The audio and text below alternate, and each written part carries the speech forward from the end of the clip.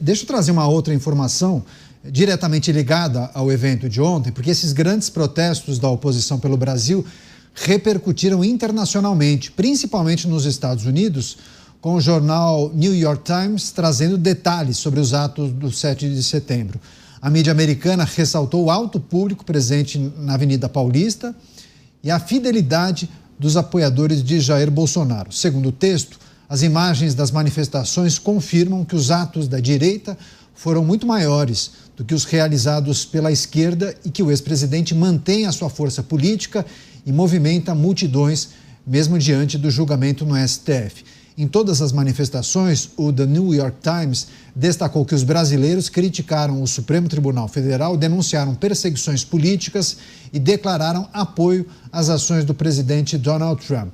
Segundo o levantamento feito pela USP, o ato realizado pela oposição em São Paulo foi 5 vezes maior do que o realizado pela esquerda e reuniu menos de 9 mil pessoas. Chamar o Cristiano Beraldo, porque é importante pontuar o que é o New York Times, né, Beraldo? Qual é a característica do jornal New York Times? O que é preciso considerar sobre as repercussões dessas manifestações na mídia norte-americana?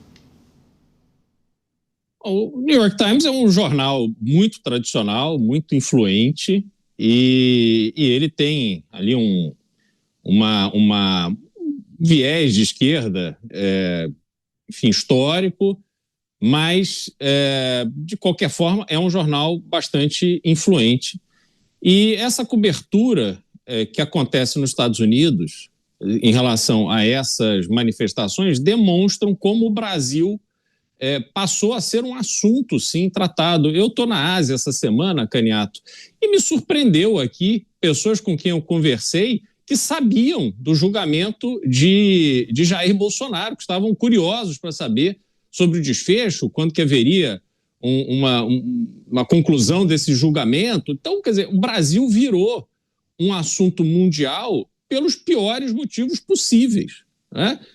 Quando você lê uma reportagem como a do New York Times, a pessoa leiga, a pessoa que não está como nós aqui acompanhando, a nossa audiência que acompanha todos os dias aqui os nossos debates, as nossas conversas, infelizmente a gente é uma minoria, né, de pessoas que está realmente atentas a tudo que está acontecendo. Em geral, as pessoas estão tocando as suas vidas, enfim, ali ocupadas com seus próprios problemas, e de vez em quando elas vão se informar sobre essas questões políticas que acontecem no mundo. E aí, quando alguém lê o que está acontecendo no Brasil, percebe de forma muito evidente que há um problema muito grave acontecendo ali e que o Brasil se tornou um alvo, sim, de Donald Trump, do governo de Donald Trump, e que nós estamos sendo vistos, a conclusão que eu chego é que a imagem do Brasil hoje é a imagem de um país cuja democracia não é mais percebida como uma verdadeira democracia.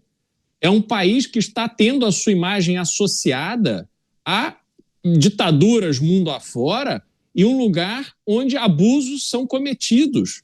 Abusos do Poder Judiciário, ao mesmo tempo que há notícias de um comportamento do Poder Executivo, do Presidente da República, na direção de pessoas associadas com tráfico de drogas. Quer dizer, está tudo muito ruim em relação ao Brasil. E isso causa a consequência que, para nós, brasileiros, que enxergamos o Brasil com tantas deficiências e tantas necessidades, isso afasta o investidor internacional. O Brasil se torna, de novo, simplesmente um reles paraíso da especulação, porque os investimentos de longo prazo, eles ficam distantes, eles ficam paralisados. Há muita incerteza no ar para que o Brasil seja levado a sério como um país estável, um país que tem uma legislação previsível e, sobretudo, que a interpretação da sua legislação será feita de forma perene. Você, Mota, qual é a sua avaliação, sua percepção sobre a cobertura feita por veículos internacionais, as repercussões na imprensa, principalmente norte-americana, como o Brasil tem sido visto pelos Estados Unidos? Muitos falam em país dividido, mas muitos têm essa percepção destacada pelo Cristiano Beraldo, né? Um país que já foi democrático. Eu lembro daquela frase que é atribuída a De Gaulle, né? O Dávila, me socorra se eu estiver errado, que teria dito que o Brasil não é um país sério. Parece que ele teria dito isso durante uma visita de Carlos Lacerda à França. Carlos Lacerda era um político de direita, muito eloquente, mas conhecido pela sua metralhadora giratória. Ele começava a falar, ele atacava todo mundo, era conhecido por querer mudar o governo toda hora, nem sempre de uma forma amistosa. Eu sou fã do Carlos Lacerda pela sua inteligência, pela sua oratória, mas ele teria provocado em De Gaulle essa reação de dizer que o Brasil não é o país sério. Imaginem vocês se De Gaulle estivesse vivo hoje, né? É muito difícil para a imprensa, a mídia estrangeira, entender o que está acontecendo aqui e explicar isso para quem está lá fora. E isso se a mídia estrangeira tivesse boa vontade para isso.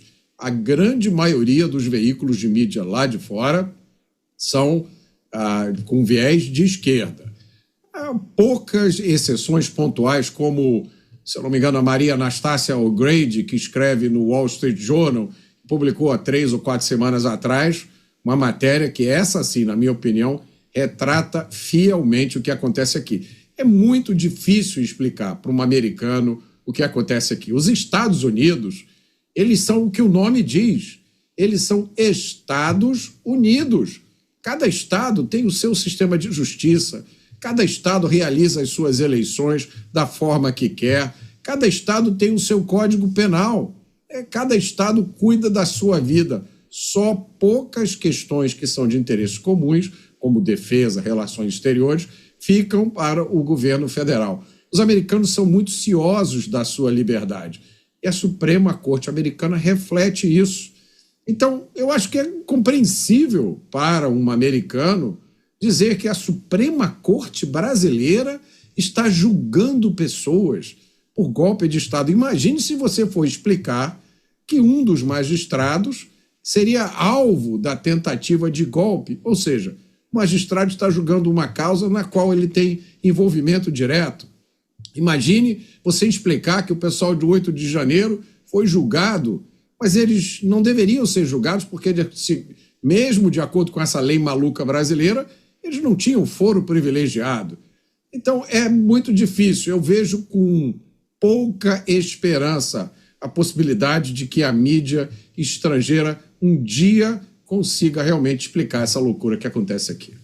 Você, Dávila, o seu diagnóstico para cobertura feita por alguns veículos de comunicação, especialmente o New York Times em destaque na notícia que trouxemos e, claro, as várias repercussões ao redor do mundo. O Mota /De Gaulle tá certo, o Brasil não é um país sério. E para explicar um país que não é sério para correspondente internacional, é uma luta. Eu mesmo já fui consultado por vários jornalistas logo depois que começou o julgamento de Bolsonaro. E quando você começa a explicar isso que nós explicamos todas as noites aqui nos Pingos nos Is, as pessoas ficam num estado de incredulidade. Não, mas você fala isso porque você é da oposição, porque você é de direita, porque não sei. Não, mas é exatamente isso, fielmente, o que está acontecendo no Brasil. Então, os jornalistas ficam incrédulos. Eles não podem acreditar que numa democracia esteja acontecendo as coisas que estão acontecendo no Brasil. E aí não, tem que checar contra a fonte. Eu falei, você pode chegar com a fonte que você quiser, mas os fatos são esses. Então, um país que não é sério gera incredulidade. As pessoas não acreditam nas coisas que estão acontecendo aqui. Então, é difícil explicar, porque se o jornalista chega com uma matéria explicando o que está acontecendo no Brasil, o editor vai derrubar, ele fala, não é possível. Não é possível que num país democrático esteja acontecendo isso que você está escrevendo aí. Então, é algo incrível isso, como um país que não é sério desperta incredulidade e a notícia não sai do jeito que tem que sair. Não é só por uma questão ideológica, não. É por uma questão que foi provavelmente derrubada pelo editor que fala não é possível que isso esteja ocorrendo no momento. Então, e nisso, as pessoas ficam entendendo a tal da meia-verdade do que se passa no Brasil. Pois é, acho que o Mota pediu a palavra. Quer fazer um complemento, Mota? Não, eu acho que isso que o Dávila falou é muito importante, sim. Tem um componente de incredulidade. Eu também já tive essa reação. Não é possível que isso que está acontecendo esteja ocorrendo. Então, eu acho que vai sobrar para os historiadores do futuro documentar isso. Eu fico imaginando o que vai acontecer daqui a 30, 40 anos, né, Dávila? Esse Brasil do futuro, onde vai existir liberdade, Estado de Direito, as crianças na escola estudando o que aconteceu entre 2018 e 2025 no Brasil e dizendo, não é possível, eu não acredito que isso aconteceu. A gente vai seguir acompanhando. Tem outros detalhes em relação à manifestação. Tem a bandeira norte-americana, né? Uma parte elogiou, uma outra parte criticou. Daqui a pouco o Beraldo, o Dávila e o Mota trarão também as análises e as reflexões sobre a bandeira norte-americana utilizada no 7 de setembro. Enfim.